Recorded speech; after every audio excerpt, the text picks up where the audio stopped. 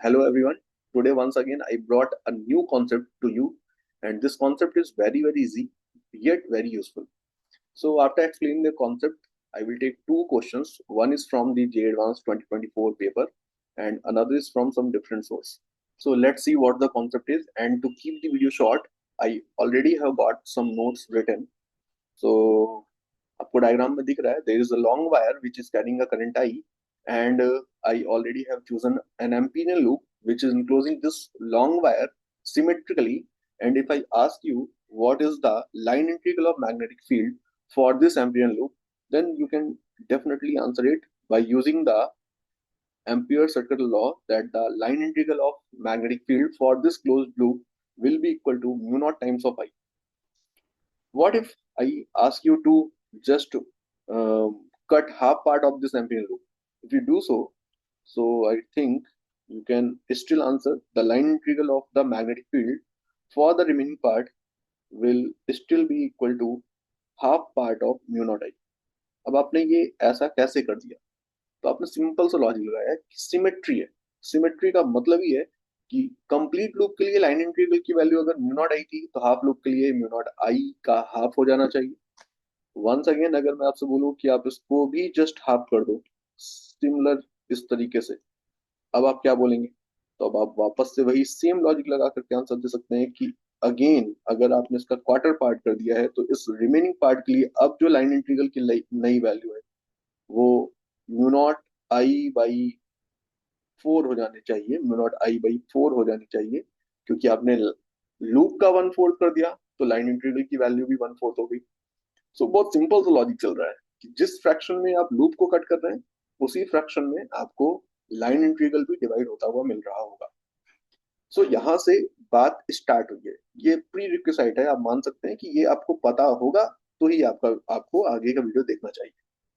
सो इसके आगे मैंने यहाँ पर एक हेडिंग डाली हुई है, line integral of magnetic field for a finitely long straight line segment. तो ये क्या है एग्जैक्टली मैं एक डायग्राम के साथ आपको एक्सप्लेन करता हूँ। मैंने बोला कि लेट ये एक स्ट्रेट लाइन सेगमेंट है पी क्यू, एंड यहाँ पर एक वायर है which is a long wire carrying a current I, and current की डायरेक्शन मैंने यहाँ पर आपको इनटू द प्लेन ऐसे दिखाई है। इस वायर की इस लाइन सेगमेंट पी क्यू से परपेंडिकुलर डिस्टेंस हमें नोन है। Let this perpendicular distance is let this perpendicular distance is T. अब मुझे बोला जाए अगर कि आपको इस स्ट्रेट सेक्शन के लिए लाइन इंटीग्रल की वैल्यू बतानी है फॉर दिस करंट, तो आपको दिखेगा कि सिंपली एक सर्कुलर लूप के लिए लाइन इंटीग्रल लिखना बहुत आसान है।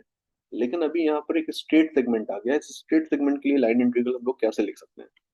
तो मैंने बोला कि लाइन इंटीग्रल कैलकुलेट करने के लिए कुछ स्टेप्स करते हैं। लेट पहले तो मैंने इस वायर के इस सेगमेंट के दोनों ही एंड्स को पी एंड क्यू को वायर से ज्वाइन कर दिया है। अब मैंने यहाँ पर इस पॉइंट को, इस फुट ऑफ द परपेंडिकुलर को ओ बोल दिया है। यहाँ से एक थीटा एंगुलर पोजीशन पर एक छोटा सा एलिमेंट लेने वाला हूं मैं। थीटा एंगुलर पोजीशन है ये थीटा है। एंड जो एलिमेंट है विच इज वेरी स्मॉल, तो अगर अगर एलिमेंट बहुत छोटा है तो उसने जो टोटल एंगल सबटेंड कर रखा होगा उसको हम लोग डी थीटा बोल सकते हैं उसे। एलिमेंट को भी दिखाऊं अगर, तो एलिमेंट ये है मेरे पास, this is the element. And element की पोजीशन और उसकी लेंथ को रिप्रेजेंट करने के लिए मैंने यहाँ पर कुछ ऐसा किया हुआ है। मैंने माना हुआ है कि लेट ये लेंथ या इस एलिमेंट की पोजीशन y है, एंड इस एलिमेंट की लेंथ डेफिनेटली dy है। इस करंट की वजह से अगर मैं आपसे पूछूं बताइए मैग्नेटिक फील्ड लाइन का पैटर्न कैसा होगा, तो आप बहुत ही आसानी से राइट हैंड रूल यूज करते हुए बता सकते हैं कि जो फील्ड लाइंस बनेंगी इस करंट के केस में वो इस तरीके के सर्कुलर लूप्स के फॉर्म में देखी जा सकती हैं। तो अगर आप इस स्टेट सेगमेंट पी क्यू पर कोई भी एक छोटा सा एलिमेंट ले रहे हैं, तो उस एलिमेंट की पोजीशन पर भी एक फील्ड लाइन थी इस तरीके से, एंड देन उस फील्ड लाइन पर टेंजेंट ड्रॉ करके यहाँ पर हमें फील्ड की डायरेक्शन मिल जाने वाली। फॉर एग्जाम्पल अगर मैं यहाँ पर आपसे पूछूं फील्ड की डायरेक्शन कौन सी है, तो आप यहाँ पे टेंजेंट ड्रॉ करके ऐसे देख सकते हैं कि ये फील्ड की डायरेक्शन। तो पॉइंट टू नोटिस कि ये जो फील्ड की डायरेक्शन मैंने दिखाई है ये 90 डिग्री एंगल पे है फ्रॉम दिस लाइन। जस्ट इसको एक्सप्लेन करने के लिए मैंने फील्ड लाइंस यहाँ पर ड्रॉ की थी, मैंने फील्ड लाइंस हटा दी है। अब मुझे यहाँ पर क्या दिख रहा है, मुझे दिख रहा है कि एक छोटा सा एलिमेंट है जिसकी लेंथ है dy, उसकी पोजीशन पर फील्ड है जो इस लॉन्ग वायर ने बनाई है v। एंड देन मुझे अगर इस पूरे पूरे स्ट्रेट सेगमेंट के लिए लाइन इंटीग्रल की वैल्यू चाहिए, तो मैं जस्ट इस एलिमेंट के लिए first of all b dot dl calculate करने वाला हूँ। अगर इस एलिमेंट के लिए b डॉट dl कैलकुलेट करते हैं तो उसके लिए मुझे चाहिए magnetic field at the position of this element. And इस पोजीशन एलिमेंट की पोजीशन पर मैग्नेटिक फील्ड लिखने के लिए आपको इस एलिमेंट की डिस्टेंस चाहिए या इस पॉइंट की डिस्टेंस चाहिए फ्रॉम द वायर। तो वायर से पॉइंट की परपेंडिकुलर डिस्टेंस या एलिमेंट की परपेंडिकुलर डिस्टेंस आर मैंने एज्यूम करते हुए ऐसे लिख दिया है। एंड ये मैंने यहाँ पे लिख दिया mu naught I upon 2 pi R. ये है मैग्नेटिक फील्ड। अब आप जब बी डॉट डीएल कर रहे हैं तो आपको लेंथ भी चाहिए। Magnitude of DL is nothing but equal to the length of the element which is D Y. And जब आप बी डॉट डीएल करेंगे तो आपको इन दोनों के बीच का एंगल भी देखना पड़ेगा। अब डीएल वेक्टर कौन सा है, तो मैं अभी यहाँ पर ओ से क्यू की तरफ जा रहा हूँ। तो मुझे यहाँ पर जो छोटा सा एलिमेंट मिल रहा है उस एलिमेंट का अगर मैं वेक्टर फॉर्म देखूं तो मुझे इसकी डायरेक्शन कुछ ऐसी मिल रही है। मैं इस सेंस में सर्कुलेशन ले रहा हूँ ओ से क्यू की तरफ। I hope you know what is the meaning of circulation in Ampere circular law. So मैं ओ से क्यू की तरफ जा रहा हूँ। ये है डीएल वेक्टर जिसकी लेंथ जस्ट डीवाई के इक्वल है। तो मुझे यहाँ पर एंगल भी चाहिए। तो एंगल मैं आसानी से देख सकता हूँ। मुझे यहाँ पर दिख रहा है कि ये एंगल थीटा था, यहाँ पर ये 90 है। सो दैट ये 90 में थीटा है, ये 90 है, तो ये वाला एंगल भी थीटा बनने वाला है उस लॉजिक से। आप वापस से रिपीट करके स्टेप्स दोबारा से देख सकते हैं किस तरीके से मैंने इसको थीटा एक्सप्लेन किया है। अब अगर ये थीटा है तो इसी लॉजिक से मैंने यहाँ पर इन दोनों के बीच में जब डॉट प्रोडक्ट ओपन किया है तो मैंने कॉस थीटा लिख दिया है। अब फ्रॉम दिस ज्योमेट्री यहाँ पर कुछ सब्स्टिट्यूशन करने वाला हूं मैं। For example from this diagram we can write the value of cos theta. आप अगर देखें तो आर कॉस थीटा इक्वल होने वाला है D K. From this triangle R cos theta D K equal होने वाला है। तो मैंने सेम चीज मेंशन कर दी है कि आर कॉस थीटा इक्वल है D K. So R equal है डी सेक थीटा के। Okay, then from the same triangle अगर मैं tan थीटा लिखूं तो tan थीटा इक्वल होने वाला है y by D K. So y equal आ गया है d tan थीटा। तो मेरे पास ये दो रिजल्ट हैं। एंड अगर मैं इसको डिफरेंशिएट करूं तो dy by D theta simply d sec square theta D theta बन जाएगा। dy की वैल्यू मैंने d sec square theta D theta simply differentiate किया है थीटा के रिस्पेक्ट में। Then dy by D theta में से डी थीटा को उस तरफ भेज दिया है। अब मैं यहाँ पे वैल्यूज रिप्लेस कर रहा हूँ। Mu naught I upon 2 pi R बोले तो D sec theta and dy बोले तो D sec square theta D theta into cos theta. इसको सॉल्व करते हैं। सो डी सेक थीटा, देखिए सेक थीटा से सेक थीटा कैंसिल, डी से डी कैंसिल, एंड ये जो सेक थीटा था इससे cos theta cancel. Finally mu naught I upon 2 pi d theta बन गया है ये एक्सप्रेशन। ओके, सो यहाँ तक जो भी मैंने किया है, अगर आपको क्लियर नहीं हुआ है तो आप वापस से दोबारा से वीडियो को रिवाइंड करिए और दोबारा से देखिए। फिर इसको क्लियर करने के बाद ही आगे की बात सुनिएगा जो मैं कहने जा रहा हूँ। मैंने क्या देखा, मैंने देखा कि यहाँ पर इस छोटे से एलिमेंट के लिए जो बी डॉट डीएल की वैल्यू है, इस छोटे से एलिमेंट के लिए जो बी डॉट डीएल की वैल्यू है वो सिंपली इक्वल निकल करके आई है mu not a upon 2 pi into D theta. अब मैं कुछ और करने जा रहा हूँ। मैंने यहाँ पर एक सर्कुलर लूप भी अज्यूम किया है। एंड इस तरीके से अज्यूम किया है कि उस सर्कुलर लूप का जो सेंटर है वो सिंपली इस वायर पे ही लाई करे।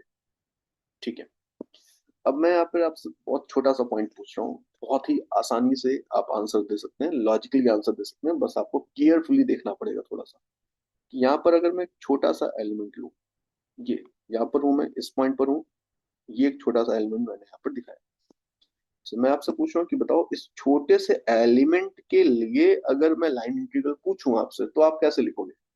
तो आपको मैंने अभी अभी बताया था कि एक सर्कुलर लूप है अगर, और सेंटर पे है अगर करंट, या सेंटर पे है वायर, तो सिंपली लाइन इंटीग्रल किसी भी छोटे से सेगमेंट के लिए या किसी भी छोटे से फ्रैक्शन पार्ट के लिए आप बिल्कुल फ्रैक्शन निकालते हुए लिख सकते हैं। तो फॉर दिस स्मॉल पार्ट अगर लाइन इंटीग्रल लिखा जाता, ये था for element on straight wire, इसको कुछ नाम दे देता हूं मैं। यहाँ पर ये जो मैंने लिखा हुआ है, इसको मैंने 1 नाम दे दिया है, इस छोटे से सेगमेंट को 2 नाम दे दिया है। तो फॉर 1 जो बी डॉट डी एल है वो इतना है। लेकिन ये जो सेकंड एलिमेंट मैं ले रहा हूँ इस इमेजिनरी सर्कुलर लूप पर, इसको मैंने ऐसे लिखा है। इसके लिए लाइन इंटीग्रल की वैल्यू जब लिखेंगे तो वो मैं सीधे सीधे लिख सकता हूँ कि for this part line integral equal होगा d theta fraction of this whole mu naught I. Mu naught I is the complete line integral for the complete circle, and उसका डी थीटा पार्ट के लिए जो fraction बनेगा वो D theta by 2 पाई है। तो इस तरीके से मैंने ऐसे लिखा। जब आप इस रिजल्ट को लिखेंगे तो सरप्राइजिंगली आपको क्या दिखेगा कि यहाँ पर ये जो फर्स्ट इक्वेशन थी और ये जो सेकंड इक्वेशन है ये दोनों सेम ही है।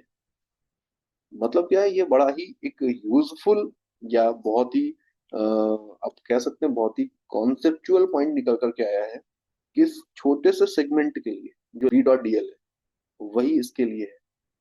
इसका मतलब ये हुआ अगर आप इस पूरे पूरे वायर में इस तरीके से बहुत छोटे छोटे स्ट्रेट सेक्शन बनाते चले जाएं तो आपको देखिएगा हर एक स्ट्रेट सेक्शन के लिए जो बी डॉट डी एल है लाइक दिस, इसके लिए जो होगा वही इसके लिए है, जो इसके लिए है वही इसके लिए, जो इसके लिए वही इसके लिए। इस तरीके से पूरे के पूरे वायर के लिए जो लाइन इंटीग्रल है वो इन सब पार्ट के लिए जो लाइन इंटीग्रल था उनके ही इक्वल है। तो इस पूरे पूरे पार्ट के लिए लाइन इंटीग्रल की वैल्यू जितनी थी उतनी ही लाइन इंटीग्रल की वैल्यू इस स्ट्रेट पार्ट के लिए। इस पूरे पूरे पार्ट के लिए जो लाइन इंटीग्रल है उसकी जो वैल्यू थी जितनी थी उतनी ही लाइन इंटीग्रल की वैल्यू इस पार्ट के लिए। आप इन दोनों चीजों को इस तरीके से रिलेट कर सकते हैं। एंड अगर आप ये वाला पॉइंट समझ गए हैं तो बहुत ही अच्छी बात है। अदरवाइज मैं पूरे के पूरे वायर के लिए लाइन इंटीग्रल इसको इंटीग्रेट करते हुए भी लिख सकता था। बट ये पॉइंट समझना ज्यादा अच्छा है, ज्यादा यूजफुल है, because if you have this concept then आपका जो इस लाइन इंटीग्रल को देखने का नजरिया है ये डिफरेंट होगा। सो अब मैं यहाँ पर सीधे सीधे अगर पूरे पूरे वायर के लिए लाइन इंटीग्रल लिखना चाहूँ तो मैं बोल सकता हूँ इस पूरे पूरे वायर के लिए लाइन इंटीग्रल की वैल्यू वही होगी जो इस सर्कुलर पार्ट के लिए। एंड इस सर्कुलर पार्ट के लिए लाइन इंटीग्रल कितना है वो निकालने के लिए मुझे सिर्फ ये एंगल देखना था कि ये टोटल कितना एंगल सबटेंड कर रहा है। एंड अगर आपको ये एंगल पता है तो आप लाइन इंटीग्रल डायरेक्टली लिख सकते हैं। तो सिंपली मैं इस पूरे पूरे पार्ट पी क्यू के लिए अगर मैं लाइन इंटीग्रल कैलकुलेट करूं फॉर दिस पी क्यू, अगर मैं लाइन इंटीग्रल कैलकुलेट करूंगा तो मुझे अब इंटीग्रेशन की जरूरत नहीं है, या मुझे ये सब कभी करने की जरूरत नहीं है। मैं सीधे सीधे यहाँ पर इस तरीके से इस सेगमेंट को लूंगा और इस सेगमेंट के लिए जो लाइन इंटीग्रल है वो कैलकुलेट करूंगा एंड देन इसको सॉल्व कर देंगे। तो जो आएगा वही हमारा आंसर है। इस पार्ट के लिए जो लाइन इंटीग्रल है वो निकालने के लिए मुझे ये एंगल चाहिए। एंड ये एंगल अगर टोटल अल्फा है तो आप बोल सकते हैं कि जो लाइन इंटीग्रल है वो अल्फा पार्ट ऑफ 2 पाई बन जाएगा म्यू नॉट आई का। वापस से मैं एक आपको सिंपल सा एग्जांपल लेके दिखा देता हूँ। फॉर एग्जांपल कि ये वायर पी क्यू है, यहाँ पर कहीं कोई करंट है, करंट आउटवर्ड है मान लेते हैं। देन अगर मैं इस पार्ट के लिए अगेन पी क्यू के लिए लाइन इंटीग्रल कैलकुलेट करूं तो लाइन इंटीग्रल की value for this part P Q निकालना है, मैग्नीट्यूड ऑफ लाइन इंटीग्रल निकालना है। तो उसके लिए मुझे जस्ट यहाँ पर क्या स्टेप्स लेने हैं कि मैं इन दोनों पॉइंट्स पी क्यू को ज्वाइन करूंगा। देन मैं यहाँ पर एक सर्कल ड्रॉ करूंगा इस तरीके से कि उस सर्कल का सेंटर कोई और नहीं हो बल्कि ये वायर पे ही लाई करे। एंड इस देन इस सर्कल के लिए जो लाइन इंटीग्रल होगा वही इस पूरे पूरे स्टेट सेक्शन के लिए होगा। सो इस लॉजिक से अगर आगे बढ़े तो इस सर्कल के लिए जो लाइन इंटीग्रल की वैल्यू है, इस सर्कल के लिए जो लाइन इंटीग्रल की वैल्यू है वो सीधे सीधे इस एंगल को देख करके लिखी जा सकती है। सो फॉर दिस पार्ट जो लाइन इंटीग्रल है उसका magnitude simply alpha times of 2 पाई हो जाएगा म्यू नॉट आई का, alpha part of 2 pi. So this is my first question, which is from the JEE Advanced 2024 from the paper 1. And इसमें आपको बोला जा रहा है कि एक infinitely long wire है which is located on the z axis, carries a current I along the positive z axis and produces the magnetic field B. The magnitude of the line integral B dot dl along a straight line from the point root 3 a comma 0 to a comma 0 is given by। अब just आपको यहाँ पर इस question को solve करना हो अगर, तो आपको केवल और केवल एक बार प्रॉपरली विजुलाइज करने की जरूरत है, बाकी क्वेश्चन में कुछ भी नहीं है अगर आप ये कॉन्सेप्ट जानते हैं जो आज हम लोगों ने अभी अभी जस्ट पढ़ा है। मैं यहाँ पर जस्ट आपको दिखा रहा हूँ कि ये है एक केस जिसमें करंट आ रहा है आउटवर्ड बाहर की तरफ। ये करंट दिखाया है मैंने, ये एक्स वाई प्लेन, ये एक्स वाई प्लेन दिखाया है और एक्स वाई एक्सिस दिखा दी है। तो ये एक्स वाई प्लेन ही है स्क्रीन का प्लेन एंड करंट आउटवर्ड है, और दोनों पॉइंट्स जिनकी बात हो रही है इनको मैं दिखाऊं अगर, तो फर्स्ट पॉइंट के कोऑर्डिनेट्स हैं -√3a, a, 0। तो -√3a, a, 0 यहाँ पर कहीं रफली मैं मार्क कर रहा हूँ -√3a, a, 0। एंड दूसरा जो पॉइंट है उसके कोऑर्डिनेट्स हैं a, 0, a, 0, कुछ यहाँ पर मैं मार्क कर रहा हूँ रफली। एंड देन अब आपको इस स्ट्रेट सेगमेंट के लिए पूछ रहा है कि बताइए लाइन इंटीग्रल की वैल्यू क्या होगी। अब ऊपर वाले कॉन्सेप्ट से अगर आगे बढ़े तो आपको जस्ट यहाँ पर इस वायर के या इस लाइन सेगमेंट के दोनों एंड्स को ज्वाइन करा, एंड इसको ज्वाइन कराने के बाद अब आप यहाँ पर सोचें अगर कि अगर एक सर्कुलर लूप होता जिसका सेंटर इस वायर पे ही लाई करे, तो इन दैट केस उस सर्कुलर इन दैट केस उस सर्कुलर लूप का ये आर्क जो इस रीजन के अंदर लाई कर रहा है, इसके लिए लाइन इंटीग्रल की वैल्यू कितनी होती। तो इसके लिए लाइन इंटीग्रल की वैल्यू लिखने के लिए आपको क्या करना होता, ये एंगल चाहिए होता।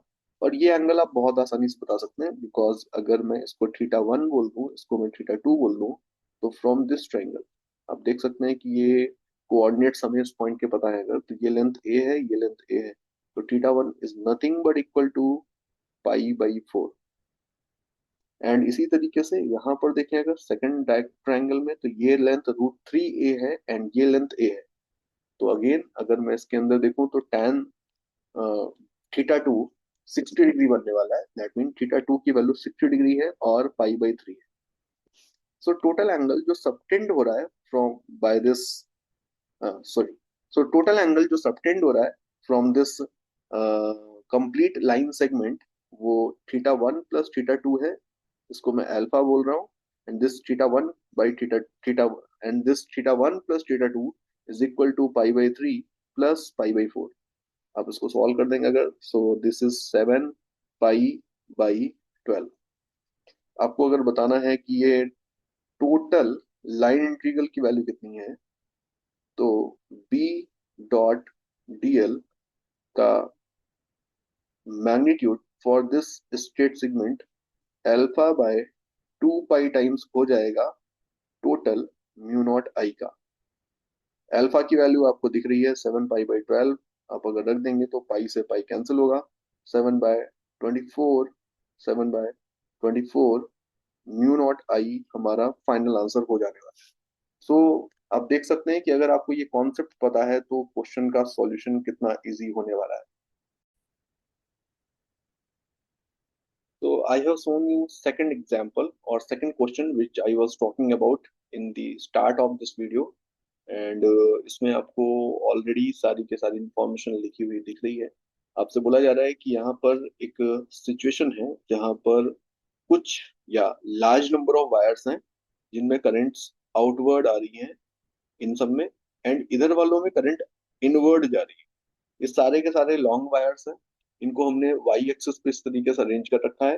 देन बताइए कि लाइन इंटीग्रल की वैल्यू क्या होगी for x equal to minus infinite to x equal to plus infinite, पूरी पूरी x एक्सिस के लिए।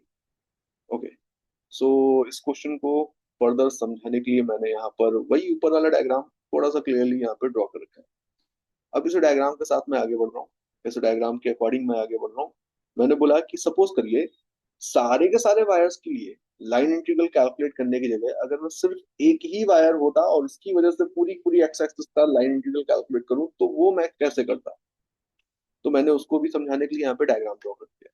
मैंने अभी ऊपर जो पॉइंट आपको एक्सप्लेन किया था इसके पिछले वाले सेक्शन में, वहां पर मैंने बताया था किसी भी स्ट्रेट लाइन सेगमेंट के लिए लाइन इंटीग्रल अगर कैलकुलेट करना है तो आप क्या करिए, उस स्ट्रेट लाइन सेगमेंट के दोनों एंड को वायर से कनेक्ट करिए।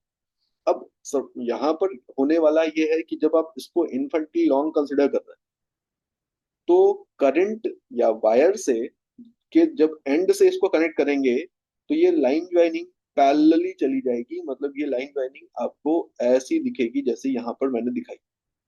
देन इन लाइन ज्वाइनिंग के बीच में अगर मैं एक सर्कुलर लूप लूं और उसका केवल वो सेक्शन लूं जो इन लाइन ज्वाइनिंग के बीच में लाई कर रहा है और जिसका सेंटर ये वायर ही है, तो इस सेक्शन के लिए लाइन इंटीग्रल की वैल्यू जितनी होगी उतनी ही इस पूरे पूरे स्ट्रेट वायर के लिए भी होगी।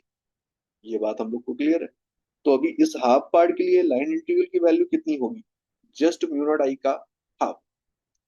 अब इस पॉइंट को अगर आप समझ गए हैं तो हम लोग इस क्वेश्चन को बहुत ही आसानी से सॉल्व कर सकते हैं। जैसे कि अगर मैं यहाँ पर देखूं तो अगर मुझे लाइन इंटीग्रल कैलकुलेट करना है due to this wire only, तो इसकी वजह से इस पूरी पूरी एक्स एक्सिस के लिए जो लाइन इंटीग्रल की वैल्यू है वो म्यू नॉट इंटू 1/2 के इक्वल हो जाएगी, यानी म्यू नॉट इंटू आई का हाफ।